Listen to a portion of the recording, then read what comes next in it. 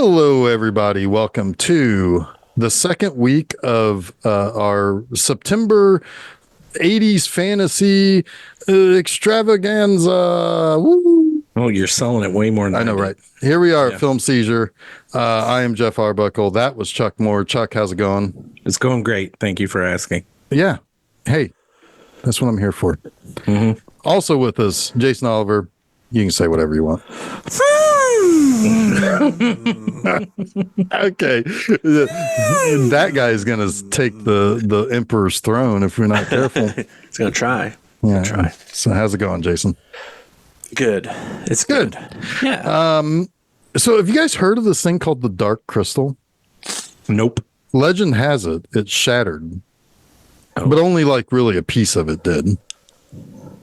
And it's up to a little Bob Geldof. Gelding? Yeah, Bob Geldof. Totally. To bring it back. Aid. Only Live Aid can bring this. Bring it back together. Bring the world back together. Yeah.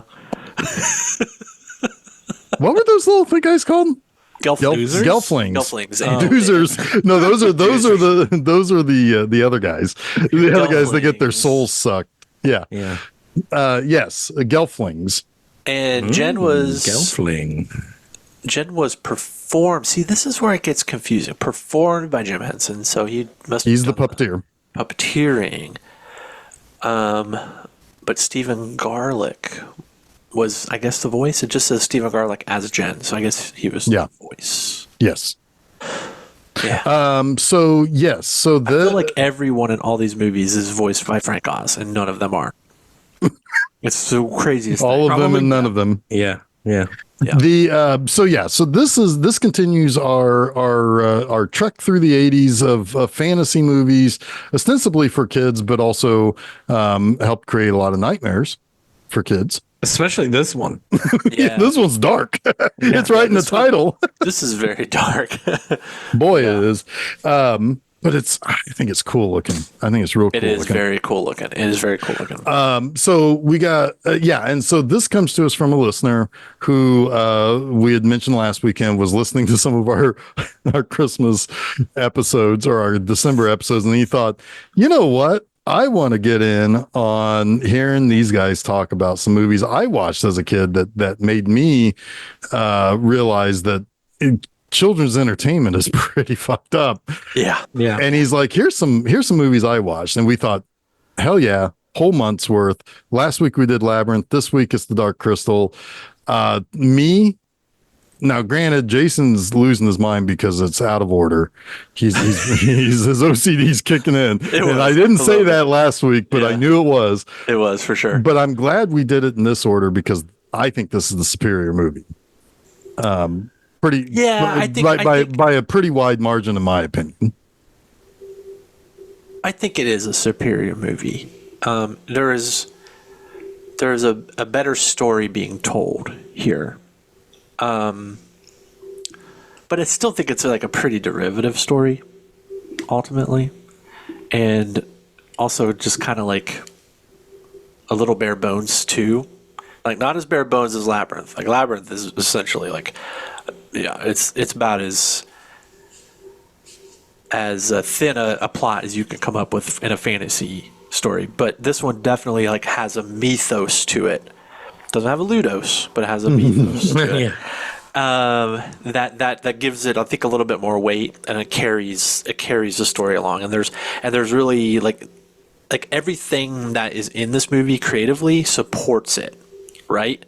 Whereas last week, everything that was in the movie kind of detracted from it. It was still cool to look at and fun to experience, but it didn't add anything to the overall like mythology. But in this movie, it's like opposite of that. Like everything adds to it. It's like a rolling ball of mythology. The reason, part of that, not the reason for all of it, but part of the reason for that is you don't have a human invading this world and trying to figure out how the human relates to whatever the fuck is going on. It's a good point. It's a good point. Right? It's self-contained in this different universe that has nothing to do with us whatsoever. Yep. Which is, I think, an advantage for this. Yeah. That's a really good point. Yep. Agreed. In fact, we get a whole prologue to kind of tell us what's going on. in this world, right? Yeah. It's not Earth. It's just someplace else. It's not our world. It's just somewhere else in the cosmos. There was once the planet was bountiful and green and full of life. Then the dark crystal shattered, which then created two new races: the mystics, the Uru, and the sexies. The sexies. The sexies. The sexy beasts. They're not sexy. No, they're but the Skeksky beats. The Skeksies. That's hard to say. I'd rather call them the Sexies. Like the double I like K Skeksy beats, though. The Skeksky beats. Ooh, I got Skeksy beats. Yeah. But so the two races split. 1,000 years have passed. Each race only has 10 remaining people, beings, beings, living entities. living entities. They've lived this long, but they are slowly dying. We open the movie, and also when all of it went to crap, the planet became blighted. It was wasteland at this point. So we get a little bit of Mad Max in here too. It's a complete and total crap show now. Yeah, and something to know going into this, and they tell you 3 times, is that there is no comfort. Yeah. Today there was no comfort. Like it's literally repeated 3 times because we have the sexy beast emperor is dying. Yeah. And there was no comfort for the people because there's going to be, or the Skeksis, because there's going to be a fight for they know a fight is coming. Emperor's throne. Yep. And then we had the mystics, the great mystics. Their leader is also dying. And there's no comfort there. So it's cool how they're intertwined. I don't know when the last time I saw Dark Crystal is and if I realized how intertwined they were. Yeah, I feel stupid about now watching the end of the movie and being like, oh shit. Obviously they're intertwined, but they are. When one dies, when the emperor dies, were separated when the crystal broke. It was yes. They were a race that became 2. Yeah. And that's not super clear until the end, but right in the beginning. Yeah, because there's one thing onto this. There's something that happens just before the big climax, and you're like, well, why did that happen? Jason moved out of his seat. No, sorry. No. Yeah, right. But then it happened. and it was like, oh, now I get it. Okay, now I know why. Like, okay, but two of each die throughout the course of the movie, and one is wounded, and you get that early clue. Well, you get the second clue is when the wounding happens. Yeah. Yes. And then when the second of the Sketskis dies, skeet. Motherfucker. Skeet motherfuckers. All rap with this. Then it's pretty clear like what's happening here. They're connected. Yeah. So and basically the prologue ends with, but there is a prophecy, and that prophecy is that a little Bob Gelfling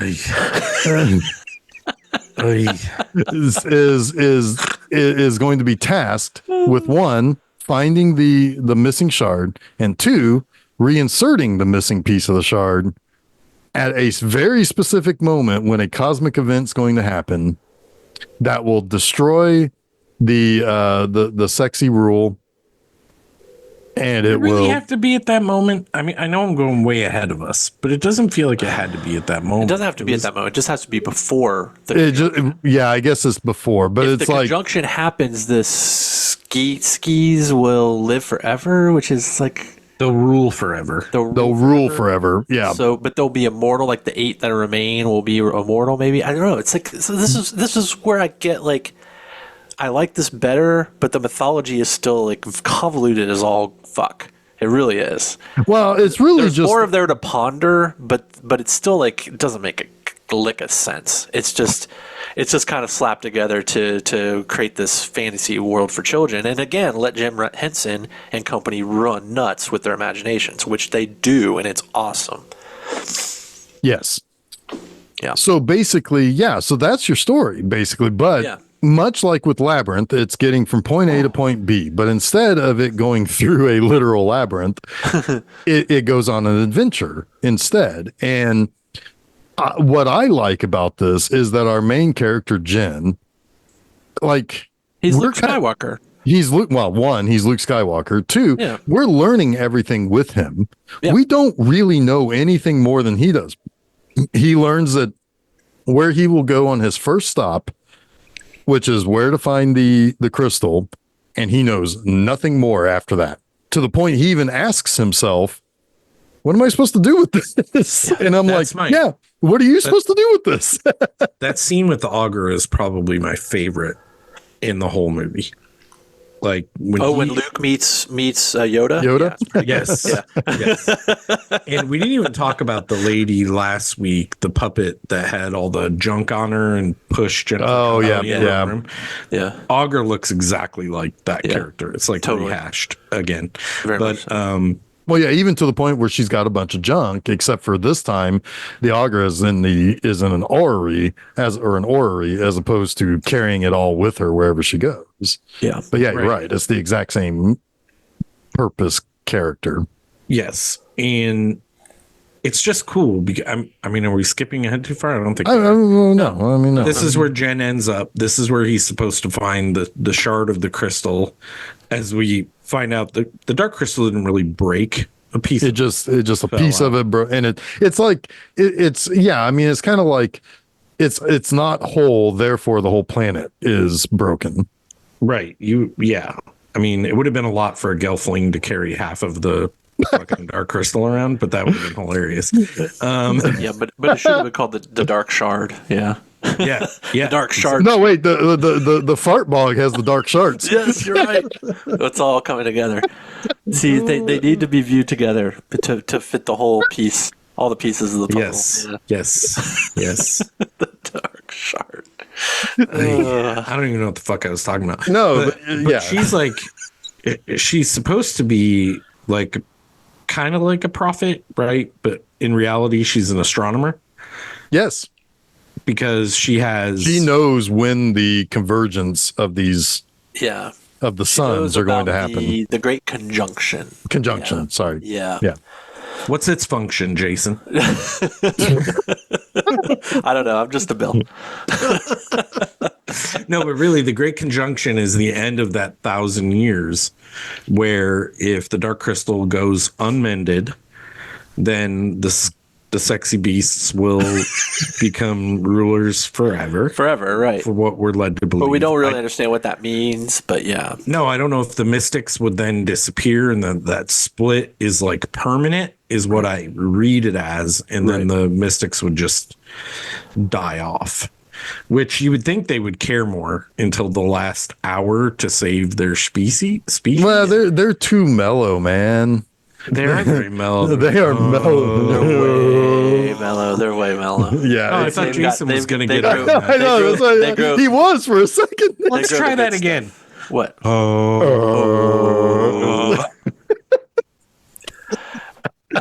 Thank you. That should be our opening theme music from now on.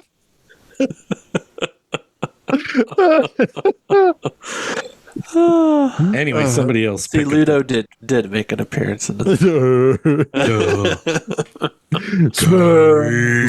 the description of this episode. Smells. Anyway, so fruit. So they and so pretty much what we find out is that Jin, the mystics are not Gelflings. They have 3 arms or 4 arms. It looks like 3 arms. It's 3 arms, I think, right? 2 on one side and 1 on the other. Probably. But anyway, there's a vague bird look to them in the head, and certainly to the Skeksis, which are, I can't say that, sexies, to that look like vultures. Yeah. Yeah. And it does seem as though where the mystics live is kind of like maybe the last patch of like life. Like there's a little meadow, there's a little brook, it's like there's more life to their area. They live in the green place, if Yeah. you will. Yeah. Yeah. What did you say the mystics look like? I kind of thought they looked like sloths or anteaters. But they kind of slothy. but they do also kind of have a beak. It's like a snout and a beak. Yeah. Which because I was trying to figure out, it's like I was looking for the clue, right? Which was like, oh yeah, it's like they're just the what's missing piece of each other. Yeah. exactly. And it's like they do kind of both, like they both have snouty beaks. Yeah. Whereas the sexies are more like beaks. Yeah. Yeah.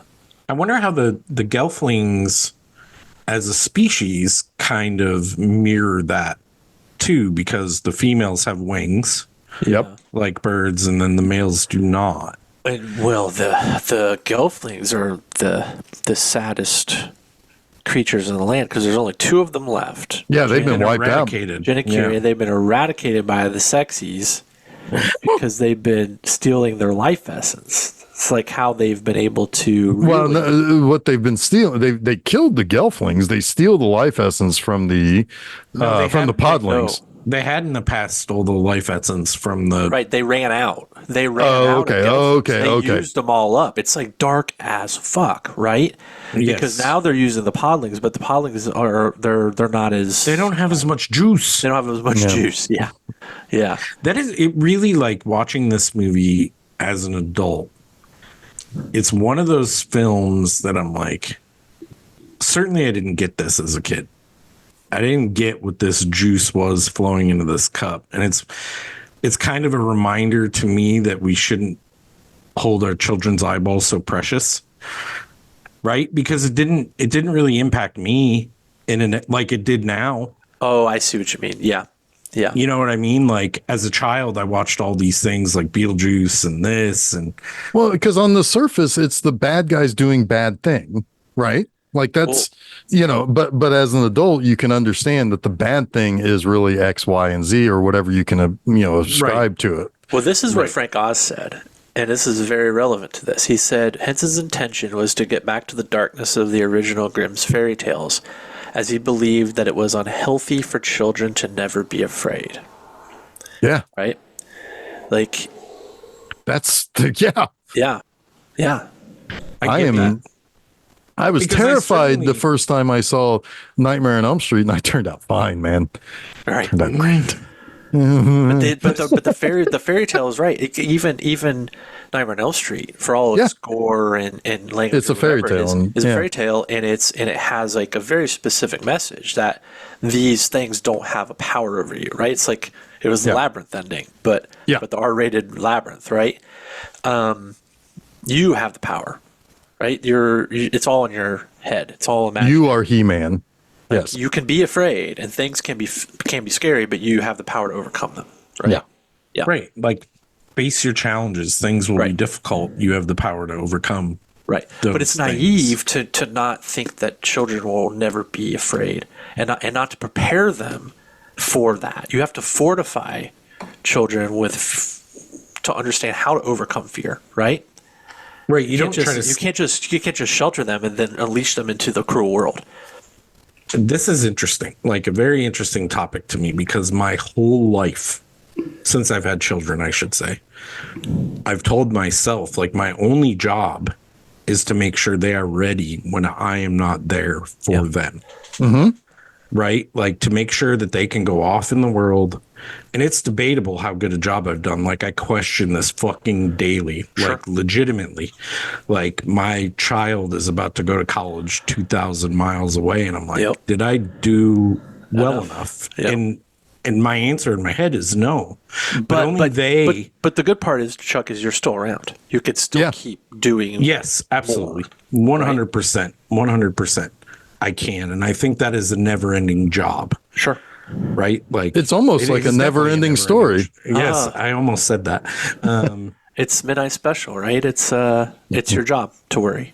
You like worrying. I like worrying. And I tried to explain that a couple weeks ago. And contact. But yeah, it is interesting because I agree with Henson. We cannot shield our children. There is a length And then that's what I said earlier. Like, we shouldn't be so protective of their eyes, right? Like, they should see stuff that challenges them, and it challenges their worldview and their idea of what safety is, because they're here with me. I can protect them 100% of the time, or try to, until, whatever lengths I'll go. But yeah, there is a whole fucking world out there that ain't easy. And I'm sorry for getting a little heavy there. No. I mean, you're bringing up the perfect point, because we talk about different horror movies. We talk about different R-rated movies. I mean, I just mentioned watching, Nightmare on Elm Street when I was a little kid. We're not saying that kids should be watching those types of things, but what we are saying is that, this movie has things that may be ugly or scary, or things that make you want to pull the blankets up over your eyes or whatever, but there is a valuable thing here, and again, I mentioned Doctor Who last week. I'll do it again here. There's a reason why they always used to say that kids spent Saturday evenings behind the couch, because they're hiding from the monsters, but they can't stop watching.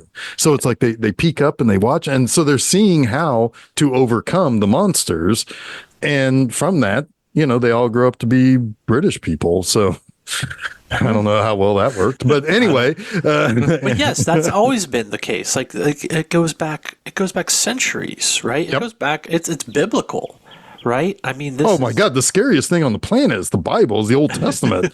Know, exactly. So it's like these it's part of the mythology of who we are now. Are these types of movies, right? We don't tell. It's the new mythology. Movies have been for a century now the new mythology, right? Took over for books, right? Yeah. And there's you could talk kind of about the conservative response to this would be like, oh, we were desensitizing our youth to the real violence of the world, right? But it's like, I don't agree. It's like the real violence of the world, the real scariness of the world is always going to be there, and it's always going to be scary. We learn how to deal with the real scary stuff by confronting the fake scary stuff, right? We should be desensitized. We should be desensitized to violence in movies. We should be, because we know it's fake, right? Yep. We should be desensitized to it. It should become fantasy and comical and just and almost a parody of itself, right? That's a natural way to absorb that type of violence and horror and things. It's when you have come to that point, you are now, in some ways prepared to start to take on the really scary stuff. And right, because in fiction, I can sit down with my kids and say, it's not real. Right. Yep. It's only a movie. It's only a movie. It's not real, but you can't watch the news and say that. Right. Well, yeah, I mean, like how many times Absolutely. throughout our lives have we been sitting there as 9, 10, 11-year-old kids just blasting away people and aliens and monsters on Nintendo games. Yeah. But I guarantee you, it's not going to be the same thing if we see somebody in front of us get shot. No. Absolutely. It's not going to be the same. We're not going to be desensitized. Holding the gun. Absolutely. Shoot. Right? Exactly. But if we see the gun half the time. But if we're just someplace and somebody's body gets destroyed by a gun or something, we're not desensitized to that. But what we do know is danger just happened. And now what are we going to do about it? Yeah, and the problem is that the real cycle of violence comes from children and families where they experience the scary stuff as children, right? Yeah. The stuff in movies, like they're way beyond that. They're living it. Right, and that's where the true cycle of violence begins, because that's all they know, and they are desensitized to it, and that's what's scary. It's not desensitized to an action movie, and then like Arnold Schwarzenegger mowing down a bunch of people. They're seeing real life violence in their day-to-day life as a child. I want to relate that back, if you don't mind. I think that's a really good point. And why movies are important to show your kids if you're willing to have conversations with them. Yeah. Yes. Because it brings up these topics about respect of human life, like how you should approach people and value what's in the world. Like those movies will naturally bring up questions like that. And those questions are worth having a conversation about. Right? And if they don't naturally come up and your kid sees an action movie where bad guy does the thing and then they say something about how cool it was that bad thing happened, you can be there and say, no, that's not the real takeaway of or whatever. You have that conversation at some point, but maybe it's not happening at the same time. It just happens from bad behavior, from misunderstanding or misinterpreting something. And that's where I think like movies like this are so vital to childhood development, because there is that clear good and bad, right? There is like the conversation is easy because there is a good and a bad, and where I think as you children get older, those lines get blurred, and I think that's important too, because everything is not black and white, as we know, and nuance is everything, and there are two sides to every story. But as a child, you have to kind of like acclimate to that. Yeah, you have to understand like good and bad first, and then you can start understanding the gray. Right. Yeah, that is definitely the first lesson for sure, is understanding. Yes, understanding that there are the two sides. They're not always good and evil, like you're saying. Right. But in life, you start to do your own research. And I've told my kids always, like, and I probably brought this up on the show before, like one of them will bring me a fact, right? And I'm air quoting a fact right now. I'm like, where did you learn this? Have you validated this? Have you verified it? Have you verified it? Like, check your sources, do this, do that. Like, that's the number one missing thing in the world is that ability to do the critical thinking part of it, right? Yes. And that's what needs to be taught more than bad monster may exist and therefore you can't watch this movie because bad monster scares you. Right. Putting it away is like the first wrong step. Yep. Saying you cannot do this, but it's also just the first step. Right. Yeah. Like if you're letting your children watch stuff like this, and this is really dark for a kid's movie. It is. Talk to them about it. Yeah. Yeah. Yeah. But I think most children can handle this. I do. Oh, absolutely. Absolutely. I think that's the wonderful thing about it. Just sit your kid in front of it and then just expect them to understand it, right? Yeah, I'll see you in 93 minutes, and right. Them we'll put in Labyrinth afterwards. And that I think is a part of the problem too with kids movies these days is that they've been dumbed down. They've been dumbed down to do two things: to entertain children with like loud noises, derivative like stuff, fun jokes and wild wacky things, and then also tell a subtextual story that goes above the children's head for the adults to sit in the theater. And that is like the formula right now, right? Because they got to sell both tickets. You got to sell both tickets. But it's bullshit. Yeah, it's bullshit. It's not doing either person any favors, right? No, you were literally making it just about entertainment, and not like really fulfilling the promise of folklore and mythology and a value lesson and storytelling and a value lesson, right? Yeah. Except for Pixar. Pixar's done a good job. Pixar does a better job. They do a better job. Well, Disney just in general does a better job, typically, historically. Pixar does a better job. I do want to bring up real quick, since we're talking about kids shows and babysitting and everything. If you have a young child and you haven't heard of Bluey, let them watch that shit. I've heard it's amazing. Amazing. Yeah, I've heard my kids were a little too old for it, but my nieces watch it, and we watched some episodes with them, and it blew me away, like teary-eyed shit. I've seen clips from like Daniel Tiger also, which is really just an adaptation of Mr. Rogers. Interesting. Yeah, I haven't seen that. Which is it's just like a little cartoon tiger guy, but it's an adaptation of Mr. Rogers, if I understand correctly. Oh, yeah, well that makes sense. Yeah. Yeah, but anyway, the one thing I was going to say is that like over the past earlier this year, I remember going to see a movie, and it must have been like a Marvel movie or maybe it was a movie that would have had a mixed audience, right? Some younger people, older people, right? And there was a trailer for Despicable Me 4 or whatever, whichever number it is. Yeah. And I remember it was a trailer of so many quick edit cuts of those little fucking minions just screaming at each other. Yeah. Yeah. And I'm just like, what is this movie even about? Like, what is it? What is this? What is it about? Who gets anything from this? Who gets anything from this? And I never felt more old and decrepit in my life, but I think I'm okay with it this time.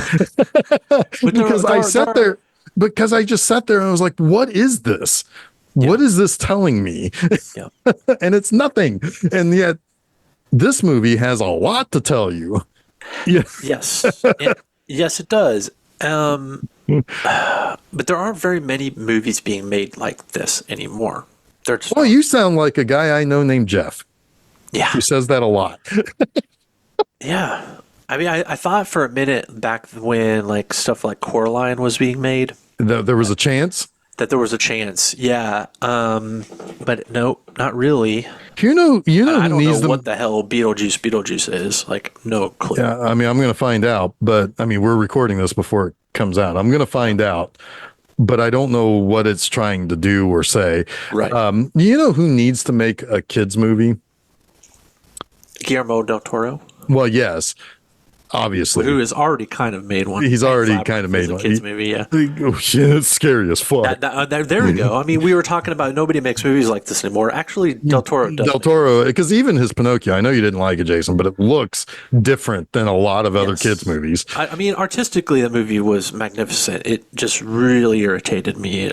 Fair enough. Yeah. But the guy I'm thinking of is like, we need a Neil Gaiman to make some kids' movies. Right. Somebody who understands mythology and can build something smart that is simple. Yeah. You know, a straightforward good versus evil hero's journey, go. You know. And his response would probably be why everything I've made. Right. It's like Stardust, right? I mean, like. You know? Well, I mean, yeah, and even to a certain extent, like. I think it's okay. It's like, yeah, kids need to be scared. Yeah, a little bit. And I think it would be perfectly fine for a 12, 13-year-old to start picking up and reading Sandman. Absolutely. I was. I mean, there's nudity and there's stuff in it that is mature, but I think they could handle the concept, you know. Well, it's not exploitative. It's like Sandman is heavy. It's philosophical. Yeah. Sorry, I didn't mean to interrupt you there, but I was reading Dragonlance, which does have those like character moments of death, and Jeff has the big Sandman right next to me. Yeah, big Sandman. Right next to me. When I looked over, I was like, "Oh yeah, there he is." Yeah, Gaiman is a perfect guy for like perfectly relatable to this type of story. Yeah. So yeah, I mean, and really, you know, it's like as an adult, you know, kind of looking at this, and it's like thinking about like, you know, the podlings and the gelflings being these kind of resources, right? Yeah. And like how the powerful sucking of life out of the lower class. Sorry to interrupt there. Nope, that's exactly where I was going. Yeah. And you know, and it's like you've got the ruling people, and then you've got their counterparts, which, you know, honestly, why did they wait until now to say what to do? They've done a really poor job of protecting the weak among them. Yeah, exactly. It's almost like a ruling class and almost like a governmental body that is powerless to the people using up the resources, the money people, right? Like if we were kind of go that route, which is weird because. I'm sorry again. No, go ahead. To interrupt. Is that they're the opposite sides of the same coin, so to speak, right? Because they are a separation. Well, they are one coin. Yeah. They're at the opposite sides of one coin, and you'd think that there'd be like a balance there. almost like the Force, right? If we're equating this to Star Wars again, like there's a great imbalance here that you wouldn't expect if these two entities are the same. But just like the Force, like the dark side is more powerful. Like it is. Well, because it unleashes you, right? Like it is the the tendencies are to power and to absolute power and to control, right? So and I also don't. And it takes like more of a disciplined approach to ultimately defeat that. Like, but overly disciplined, like Gandhi, right? Yeah. But overly disciplined leads to the fall of the good. Right. It's the perfect getting in the way of the good. It's a little bit of just like how much of this are you going to take? Yeah. Right. You have to trust the process, I guess, but it's like, oh man, come on, you're down to 10. And all the Gelflings have been eradicated. Like literally, we got two. We got two to pick from. Yeah. It's kind of like Star Wars again. You got two Skywalkers to choose. Who's going to save the day? So it's like I don't know, like if it's the best message, because at some point you have to fight back, right? Yeah, it's like relying on the prophecy to save everyone. Yeah, but it is also to get to this point for things to work the way we want. It's relying on religion. It's relying on this is the point that we now cross over into action must be taken. It's like, well, but you could have taken action. All of this could have happened before, right? It's why Lord of the Rings is so badass, because it's like offense is our best defense, right? But this is interesting, and I agree with you on that. Yes, offense is our best defense, but how is religion on this side in this movie? Because this is not reality. Well, no, I mean it's not necessarily. I'm just saying that it's mystics, right? And it's a prophecy, and it's but it's weird. There's a revelations that's coming. Yeah. But it's what we see today is what I'm trying. Well, yeah. But I mean, I'm just saying that. Like, I think you're ceding ground. That's lazy to me. I think it's just. I don't even think there's even any real thought or subtext behind that. It's just lazy. As far as what. To tell a fantasy story, we have to have a prophecy and a mystic and a. Sure. Yeah. But I mean, I do think that there is I don't know. I don't know. I mean, it's again kind of like Labyrinth. It's a little cookie cutter, right? It's basic fantasy 101. There's, but it's for 10-year-olds, 14-year-olds or whatever. Like, I would say it's probably, I'd say it's probably even understandable to younger than that. 8 to 12 or whatever. Yeah. Maybe even younger than 8. Like, good, bad. Maybe not understandable. And a chosen one. Entertaining. Sure. But which in a way I actually love about it, because it's cookie cutter fantasy, but it's not patronizing to its target audience. It's anything but, right? And man, can I, like, night and day, I instantly like Jen, where it took me to the point of, like, right this moment that I'm not sure I like Sarah, because you immediately understand Jen's plight. Right. He's put upon. Yeah, because he doesn't understand. Yeah, he's put upon. Exactly. You never understand the plight of Sarah. But the thing I love about Sarah, that I think gets a lot that we didn't really talk about much last week, is that she immediately understands her error and she's going to make it right. Sure. Right. Which is she still has some growing to do on that path.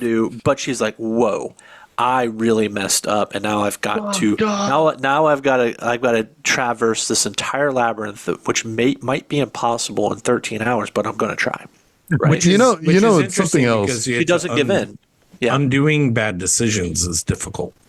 Right. Once you make a bad decision, you've made a tangled fucking web. Right. I think the first a maze, if you might say. Yeah. A maze, if you will. I think the first, I don't know, 7-8 hours, I would be huddled in the corners like, oh my God, goblins are real. The goblins are real, and just kind of like coming to terms with that. And then I'd be like, oh shit, I got to go do something about it. Nah, you'd be riding around on Hoggle's shoulders like immediately. Like, what? You'd be like, take me to this fart swamp. Yeah. I want to see I'm like, that I'm doesn't sightseeing. sound so bad, Hoggle. Let's do it. Yeah, I'm like sightseeing in the weirdo world. But no, yeah, it's like in this movie though, it's like I want, like, I don't feel like I know more than Jen, so therefore I'm pushing him to the right conclusion. I'm like, God, I hope you figure this out so I understand, so that I can get on board, and that's Theoretically, you do know more than him, like immediately. theoretically, but but at the same time, it's like we know that there's a shard, and we know he has to put it to the dark crystal, right? But we don't know what that does, right? Other than it supposedly fixes everything, but we don't know it's going to combine the two races, and we don't know that we don't know that, oh, it's just a little hole, you put it right into the top. We just Like know doozer, that there's like a doozer thing. right, exactly. It is a doozer thing. Yeah, is it's a like a doozer. Fraggle is going to come along and eat that motherfucking shard. This is Get very going. like I see the beginning of Fraggle Rock. Oh, there's so Poor much. doozers. I don't know if Fraggle Rock was a year later, but It's around this time. Yeah. yeah. Can I just say now, since we're talking about Jen, I don't like him. I almost don't like him more than I like Sarah from the last movie. He's slow. I just don't like him. Like Kira's much better I'm a big character. Kira fan. Yeah. Well, yeah, She's Kira. a much better character. But Kira. Now, I will say. In fact, I really wish that it was Kira like rescuing Jen at the end of the movie. And She kind of did. She kind of did. She sacrificed her. She did everything She sacrificed Jen should herself. do Yeah. for the greater good. Jen didn't do She shit. knew. She's right. She knew how it had to go down. Yeah. Yes. Well, here's the internal lesson that I get from this. Or Women are better than men. Generally, yes, but no, the under the surface thing that I kind of picked up from that was that, well, Kira has lived in the world. She's been hiding from the Skeksis for like ever. Yeah. So, like since she was a little baby. We saw the little flashback. Who's she been living with? The Podlings. The Podlings. Yeah. Podlings Adopted raised by her. the Podlings. And those Podlings are, man, they're They're the doozers. they're not too smart. Yeah. Right. They're more like lemmings. Yeah. But they are. And she's got her little fizz gig. Oh my I love that guy. Fizzgig is the best. Yeah, I love that guy. I want a little puppet. I of want him. a little Fizzgig. I know. He's Yeah. so cute.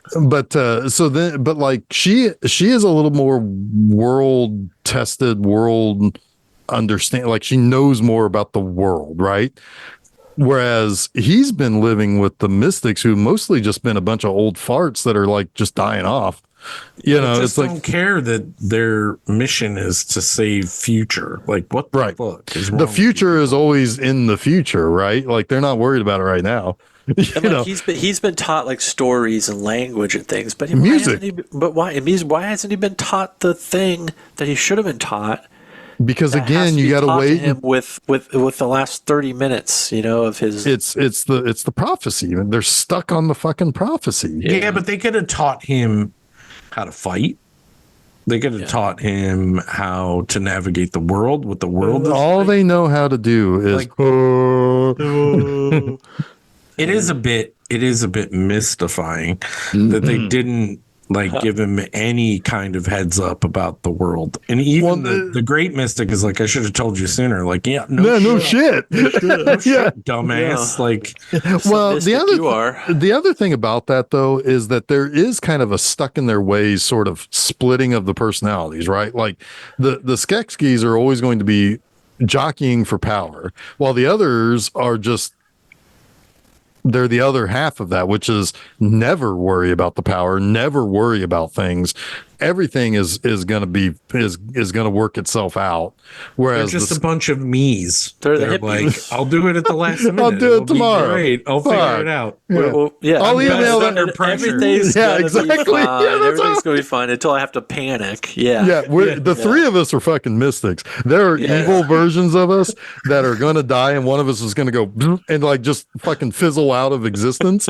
And they're going to be like, "What happened to Jeff?" And it's like, "Well, bad Jeff must have died." Elon Musk died. Yeah, Elon Musk died. might be worth the sacrifice. Oh man, well, I was wondering why my ear was itching a few weeks ago. I was like,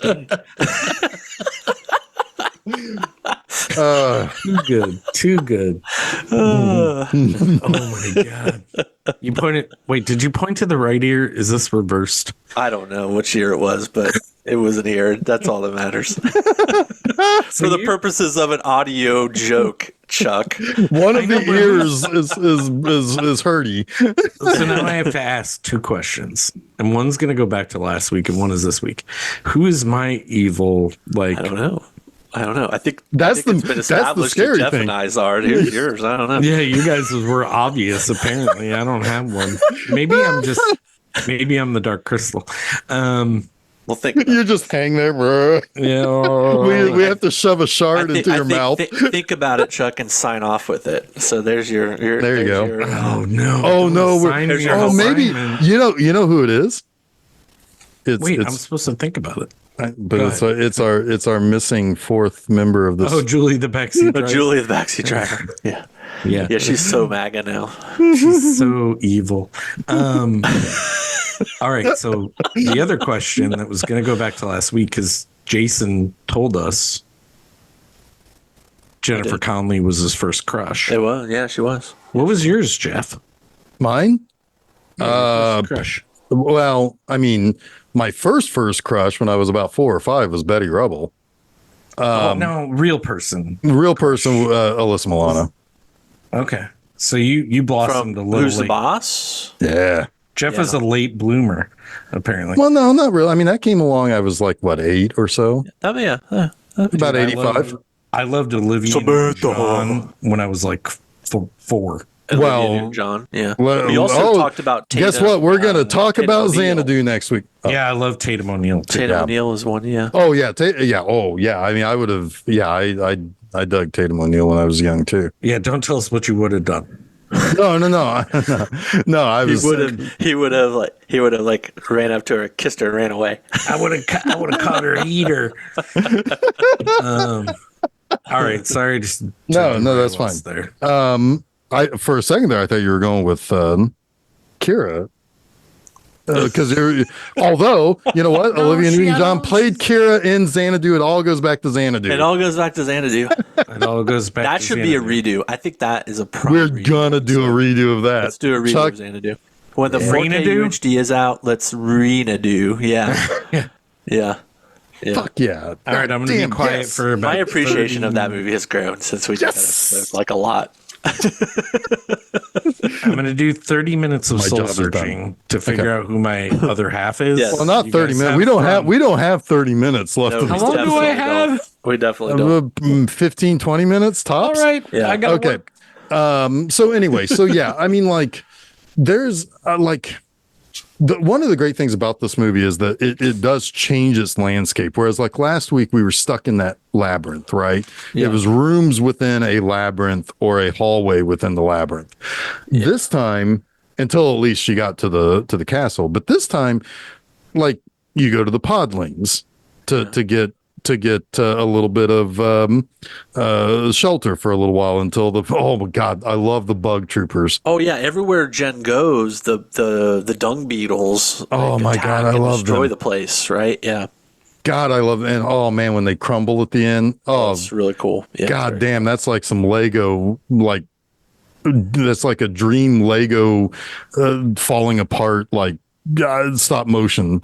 Well, yeah, it's oh yeah, it is. It's really good. Yeah, it's but yeah, because like the first time they show up is when the old lady is like telling him, it's like, okay, you've got the shard now, because he uses the music Audra.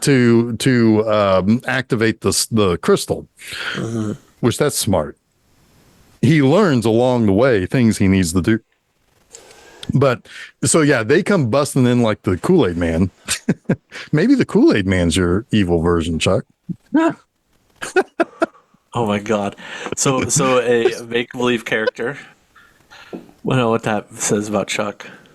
he's not really there. If this were like 2004, it would 100% be Karl Rove, right? Oh no, that's what I say to that. Maybe it still is, but oh no. So they Took you both a minute. so then at that point,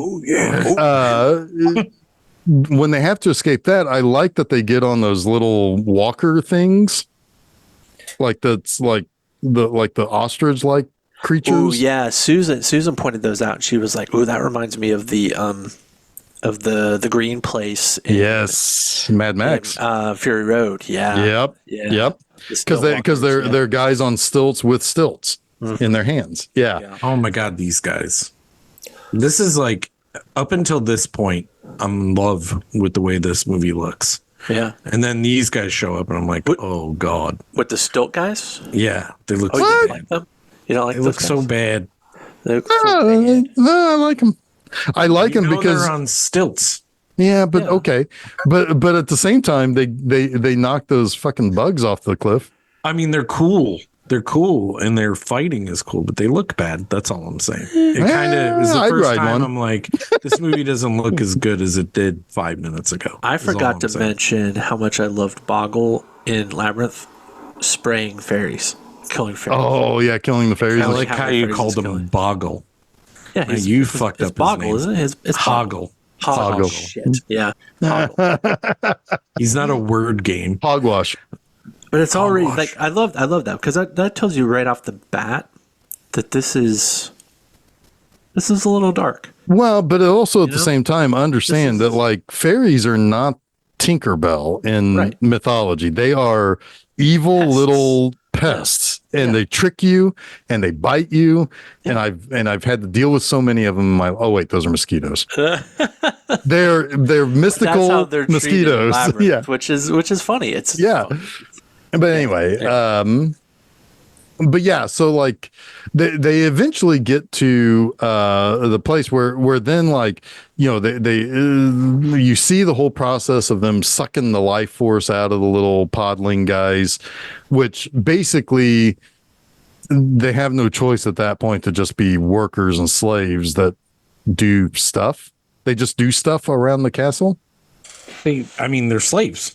right? Yeah, I mean, so they just do stuff. I think they're just they're slaves. Yeah. They have no That's what slaves do. free They do will at stuff. that point. Their life force is now under the control of the sexies.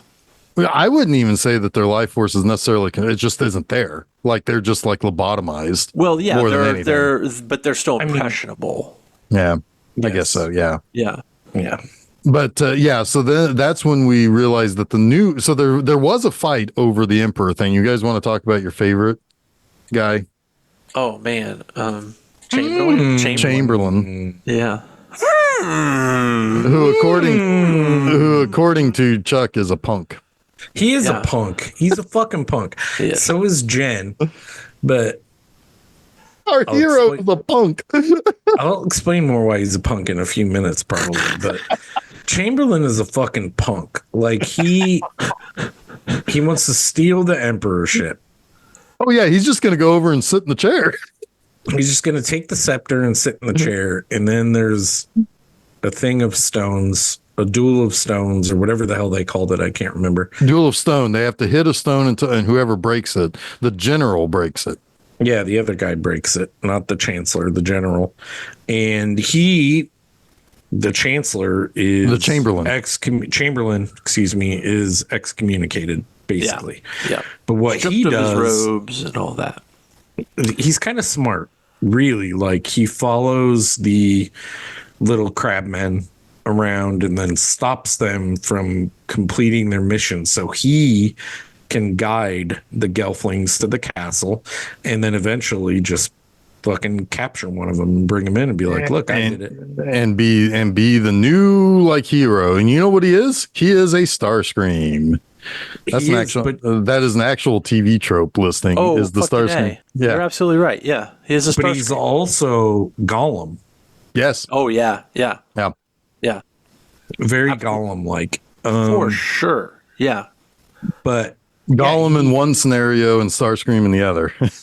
yes, absolutely. But he brings he brings Kira in because he gets pissed off that Jen hits him with the crystal, which damages him. Yes. Right. And then it puts a mark on the hand of the mystic that is the related character. And that's when my brain is like, oh, shit, I'm stupid. I should have realized this sooner. But yeah, this is his back in. He gets his robes back. And then he kind of disappears. Yeah, he does. I wish there was like, he doesn't is really he the get one that like stabs Kira? No, I don't think so. He doesn't really get his good comeuppance, does he? No. Maybe it's petty to want it. Maybe it's enlightened not to do it that way. But he doesn't. He merges. Right, because he merges with his counterpart. Yeah. If he dies, then his counterpart dies. So maybe it's better that he did not. Right. It's kind of a good idea not to have a huge body count here. You know. Right. Because the only other sexies that dies is the one who is a scientist, and he gets pushed off the ledge. The scientist is the golem voice guy, not the chancellor. Well, yeah. Well, the scientist, he noticed, like, I didn't realize this until I looked it up. It's kind of smart. So the scientist gets killed by the animals that Kira frees when she resists the soul sucking thing. Yeah. Well, which she is told to do so by Yoda. Yeah. And when the scientist dies, the mystic that poofs out of existence is an herbalist. It's the other idea of science, which is the natural science of an herbalist compared to the scientist who's holistic. Exactly. So it's kind of smart. It's like, oh, that's kind of cool. It's like, okay, the scientist and the holistic kind of new wave, mumbo jumbo guy are connected, That's the other thing, the other bullshit. Like, they're on their little pilgrimage and they just look back and they're like, oh, another one bites the dust, basically. Yeah, kind of. Fuck. Another one turns into dust. The counterpart to Chamberlain was the chanter. Yes. Yeah. The one that goes, oh. Yeah, he's the one who starts the alchemist was the counterpart to the alchemist was the counterpart to the scientist. I'm sorry. Yes, alchemist, not herbalist. Alchemist. The alchemist, which is the it's still kind of it's a form of science that is like questionable. Oh, very. Clearly. Yeah. I don't know. I like chiropractors. But a chiropractor isn't a herbalist or a alchemist. But they're also on the holistic side of science. Kind of. I mean, there's some good things. Not kind of. Doctors hate fucking chiropractors for the most part. Yeah, but they probably still go to them.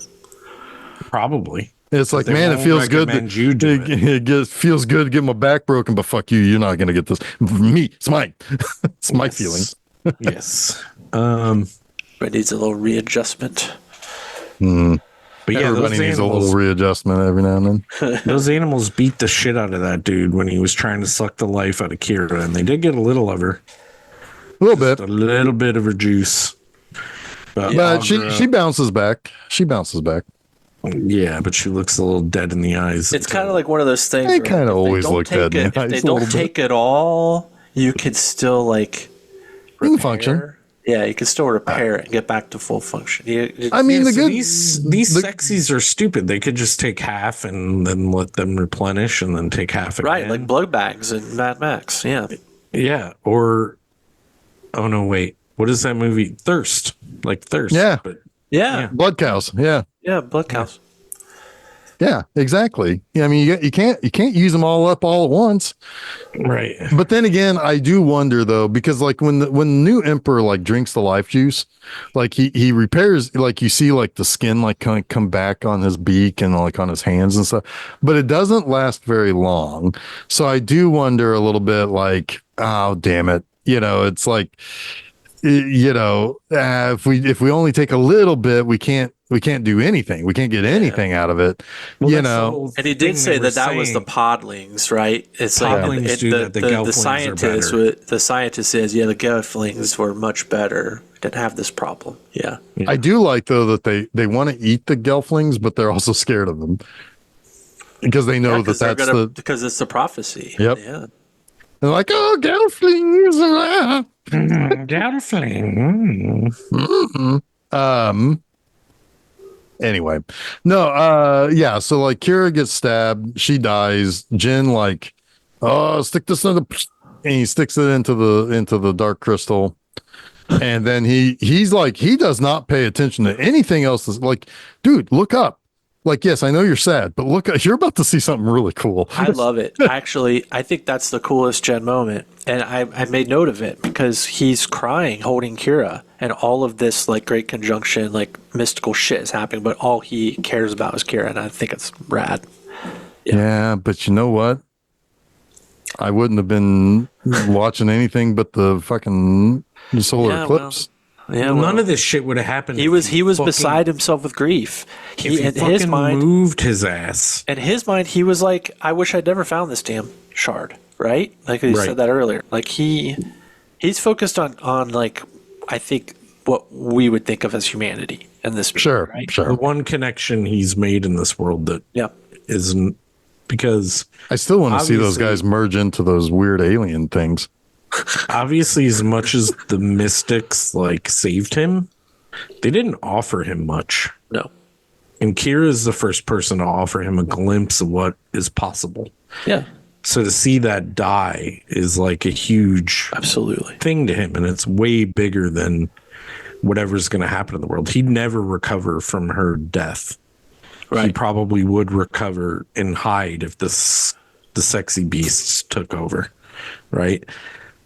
So I'm with you, Jason. Like, yeah, there are bigger things to him than the world. But the re-emerged, I don't know what you want to call them, Miss-Sexies? They actually have a name. Hang on a The second. Mystexists. Miss-Sexies. The Urskeks. The Urskeks. The names are stupid in this. Yeah, the Ursis. They give life back to Kira. She is alive. Yeah, they also replenish the podlings. Yes. They're no longer lifeless slaves. And the scary looking castle now is bright colored and lives next to a little pond Yes. with green is meadows. Which is cool, but I want to say one thing. In the earth. Because I know we're at the end, but what stupid intelligent being says this world would be better off if I separated myself in half? I don't think. I don't think they know. I don't think they. No, they knew. chose that. They said they chose I to. don't think We made so. it. We made an error. I think that when the crystal broke, though, it happened involuntarily. I think they did it on purpose. Is at least the way he described it when he's. I talking do about remember it, that yeah. line. I don't remember understanding it. So again, like this is where this movie just doesn't really work for me. Like it works enough. It works better than Labyrinth, I love it. but it Yeah, doesn't. I Fully like work. it a lot. But it doesn't fully work. It just doesn't. I agree. I mean, you can't look into this stuff too much, especially when you're dealing with, I guess, a kids movie. The surrounding, like the reason to make something this scary is way more interesting than the movie. But itself.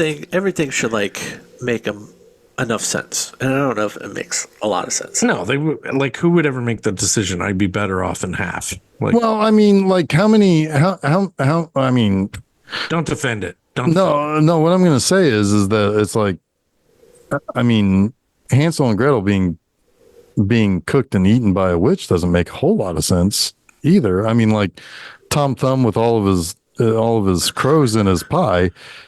Who does that? Well, we haven't covered those yet. I haven't had the opportunity to say that doesn't make sense. Like, honestly, Well, I can tell you one thing that totally makes all the sense, and that's Xanadu. sure. But I will say, for me, like I often say to one of you when we're talking about plot issues, is like, well, the movie wouldn't happen without it. So Exactly. I get that shit. Like, and that I is even totally- more I so abide for by it. for But the these mov- types but of the- fairy tales. But the movie Yeah. could happen better if you just For sure. connect a few for more sure. dots. For sure. Just a I few. agree with that too. And maybe, you know what? Maybe there's a couple of scenes on the cutting room floor or excised versions of a script that didn't make it all the way to Well, the it might final be draft. it might be the perfect time to bring up the TVs to TV. Yeah, I was going to ask you guys. Did you watch? I did not. I think I watched the first episode and I had no fucking clue what was going on because it had been so long since I'd seen The Dark Crystal that I just stopped. I was like, I need to watch The Dark Crystal before I watch this, and then I never did. So I'm thinking about revisiting it now. Perfect time to talk about the prequel series. Yeah, I have not watched it. I want to watch it now, and I think that is a testament to this movie that there are hopefully gaps because it is a prequel series that will be filled in, but not in a it's not going to be retrofitted, right? Because it's not post shit, Right. but right. if it's done well and it just fills in gaps, I'm here for it. Yep. Um, I think we did it. I think we did two. Jeff looks like he's ruminating. no, I'm reading. He's I'm gonna have he has another hour in him. no. I was just reading about the Gartham. Those are the crab creature guys. Yeah, the Garth. They're like half sea creature, half spiders. They say. Oh, I think. they look like dung beetles or something. They're arachnids of some sort. Yeah. Anyway, But yeah, like I said, I think Chuck, you had walked or you'd stepped away. I was like, man, I loved when they crumbled. That was awesome. No, I heard that, and Oh, okay. I also liked it. Yeah. Anyway, yeah. So I mean, like, at the end of the day, though, again, it's a fairy tale. Things are gonna work out weird because fairy tale, and I'm fine with that. Give me more fairy tales like Fair that. Give me more dark yeah, fairy tales. yeah. But anyway, I like this movie a lot. So let's grade it out of 1 to 5 fizz gigs. I'm gonna give it 4.5. I'm gonna give it 4.5 fizz gigs. Ooh, Jason. I give it 4. I give it 4. It's if I gave Labyrinth 3.5, I give this 3.5, 4. This is a very solid 4 for me. Could go up, but I think it's a 4. Yeah. Okay. Next week. So I think we're pretty satisfied here, right? Scary movie. Make your kids watch it. Good. All right. Here we go. We did it. We did it. Next week's movie will traumatize all your children. But not in a scary way.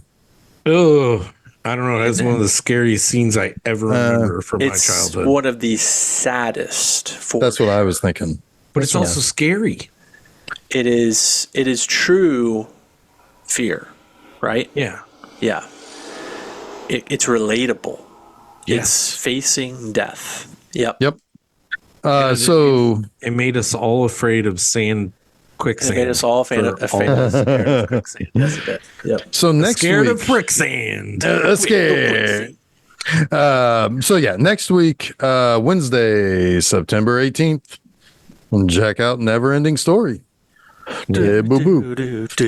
It's I don't actually know. been going on. Our episode's been going on for years, but just Yeah, it's never come ending. into it next week. Jason, you better start the episode like that. We're in the middle of anyway. Yeah.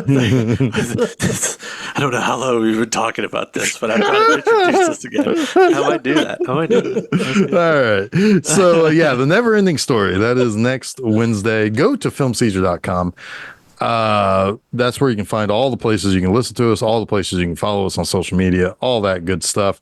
In addition to that, if you go to filmseizure.com on Monday, I have a new episode of Monster Mondays. And on this episode, I am talking about Shockwaves, which is zombie Nazis with Christopher Lee in it. Never Or not had Christopher those Lee. I'm sorry, before. Peter Cushing. Peter Cushing.